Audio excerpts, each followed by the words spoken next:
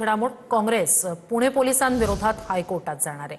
पुणे पोलिसांनी परवानगी दिली नसती तर आंदोलन झालं नसतं असं काँग्रेसचं म्हणणं आहे। पुणे पोलीस पक्षपातीपणा करतायत असा आरोप प्रशांत जगताप यांनी केलाय।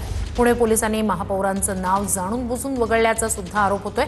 सपकाळांच्या वक्तव्यानंतर काल पुण्यात काँग्रेस भवनासमोर भाजपनं आंदोलन केलं होतं आणि याच आंदोलनादरम्यान दगडफेक झाली होती। महापौर मंजुषा नागपुरे असतील किंवा धीरज घाटे आणि दुष्यंत मोळे यांनी प्रक्षोभ भाषण करून कार्यकर्त्यांना या ठिकाणी हिंसा करण्यासाठी नका उद्युक्त केलं।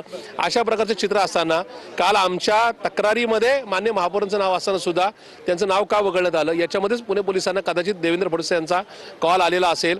त्यांनी मान्य महापौरांचं नाव वगळण्यास त्या ठिकाणी त्यांना आदेश दिले असतील असा आमचा थेट आरोप आहे। त्यामुळे सगळा जो एव्हिडन्स आहे, सगळे जे पुरावे टीव्ही चॅनलचे असतील, आमच्याकडे असणाऱ्या कॅमेऱ्यातले जे काही व्हिडिओ फुटेज असतील हे सगळे मान्य आम्ही उच्च न्यायालयामध्ये दाखल करणार आहोत।